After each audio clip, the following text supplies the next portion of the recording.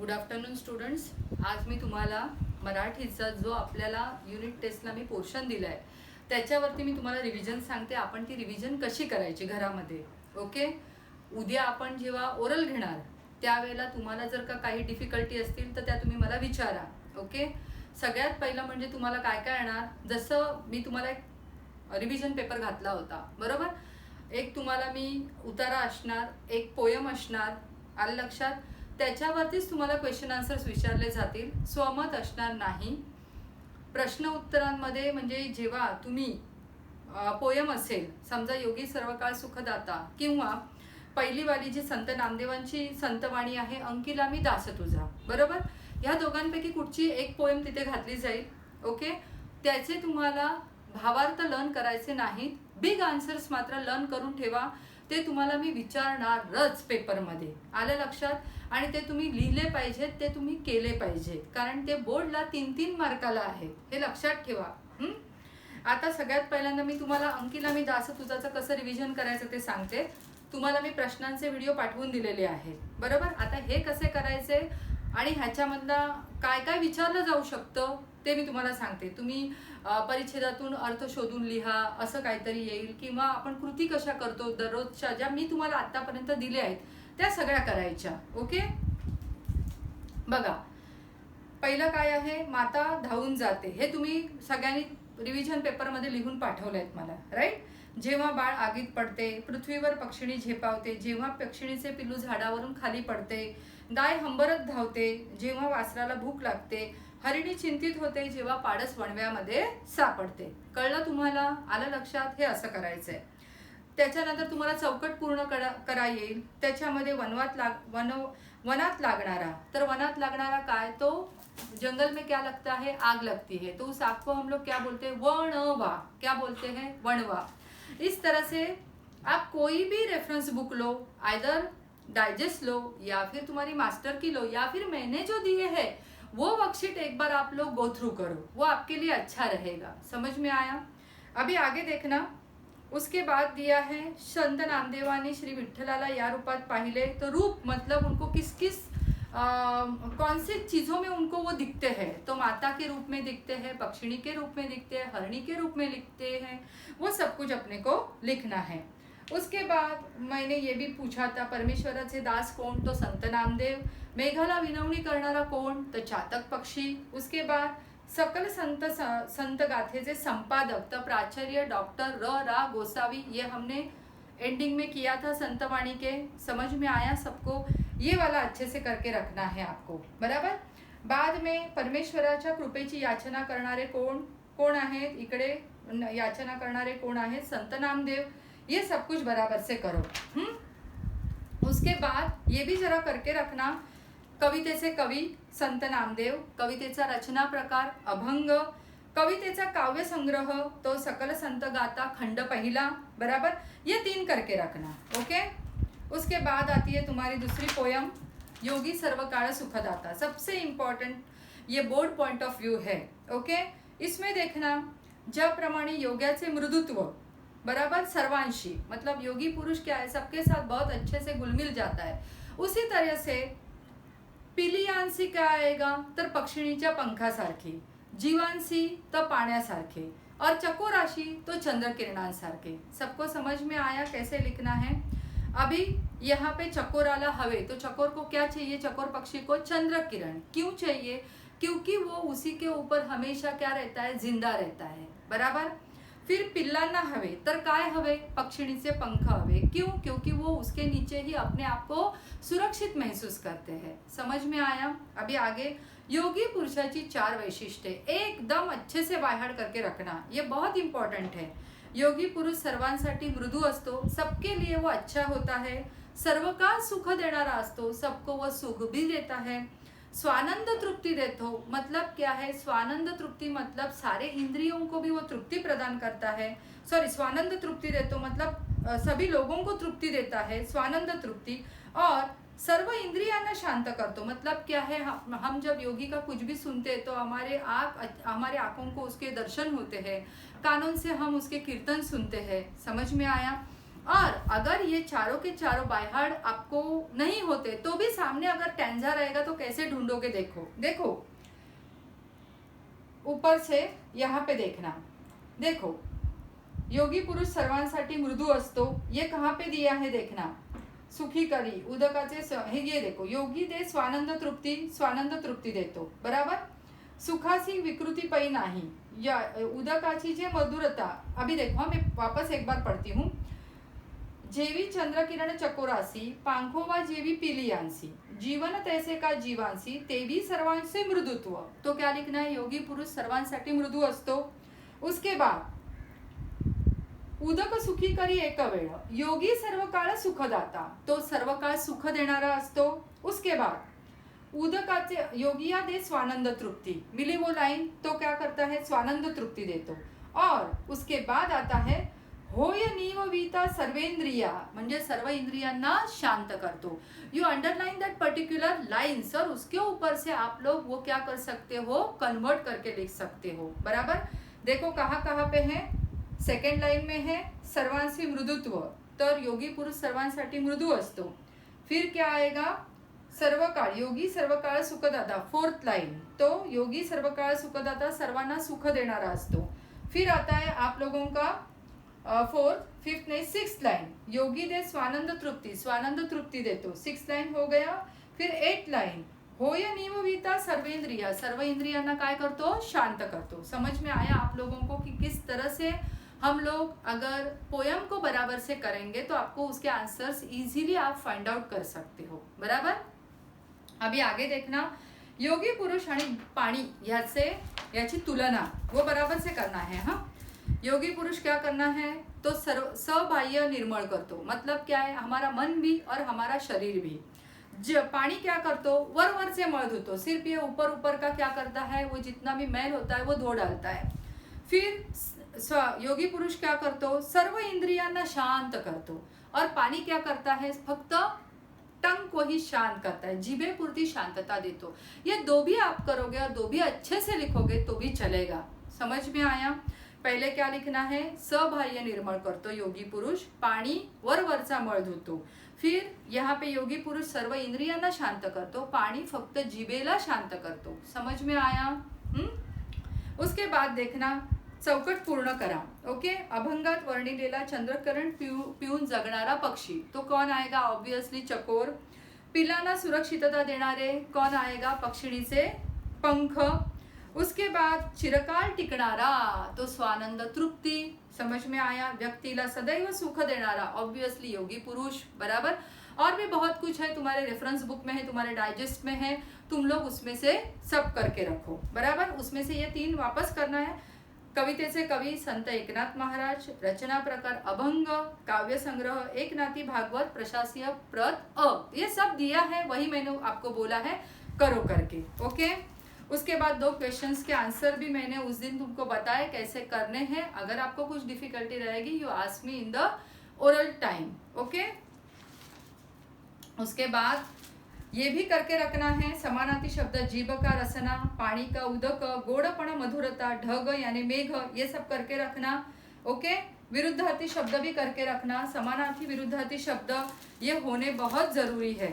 Okay, उसके बाद तुम्हारा लेसन आता है शाल। तो शाल के ऊपर का मैंने आप लोगों को जो भी वर्कशीट्स दिए हैं वो बराबर से देखना। थोड़े अलग टाइप के आए तो भी आपको पढ़ने को आना ज़रूरी है, क्योंकि वो आना ही चाहिए आपको। ओके, लेसन एक बार लेसन का वीडियो अच्छे से आप लोग वापस एक बार वो देखो, सुनो। हाँ, उसमें से एक हाथ पैराग्राफ जो है वो मैं आप लोगों को बताती हूँ।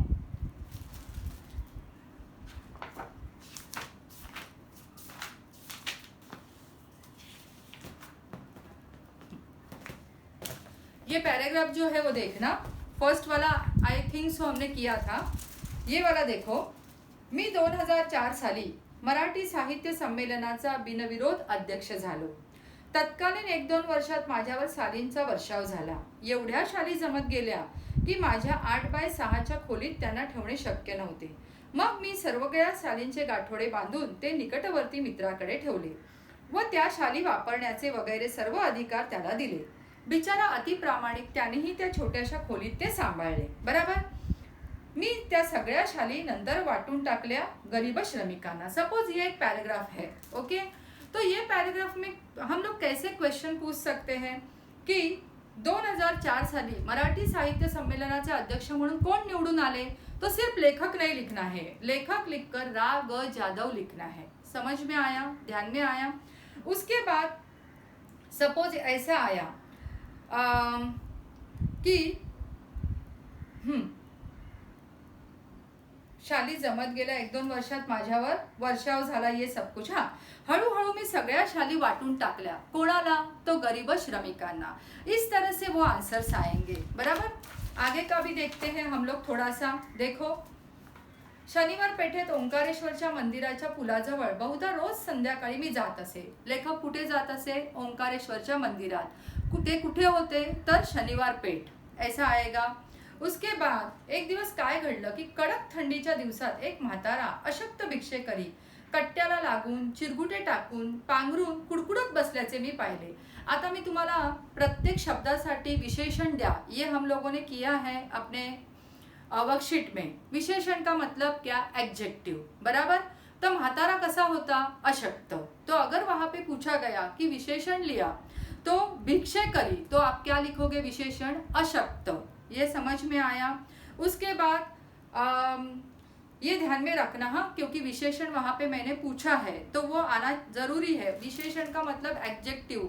आता शाली कशा होत्या? तर मऊ. कळलं? कासव हळूहळू चालतो. कसा चालतो? हळूहळू. समझ में आया आप लोगों को? एडजेक्टिव. ये बराबर से ध्यान में रखो वहां पे जो पूछा जाएगा. उसके बाद देखो, लेखकाचा आवडता कट्टा पेट आणि मंदिराचा पुल. अगर ऐसा पूछा गया तो क्या लिखोगे? शनिवार पेठ. और पुल कौन सा? ओंकारेश्वर मंदिर. समझ में आया सबको? इस तरह से पूछा जाएगा. बाद में सपोज ऐसे आया कि विशेषण और विशेष्य यांच्या जोड्या लावा. बराबर. और ऊपर है शाली तो और नीचे है ऊप, तो क्या लिखोगे? शालीची ऊप. पोटाची आग. ये हम लोगों ने किया है, वो देख लेना बराबर से.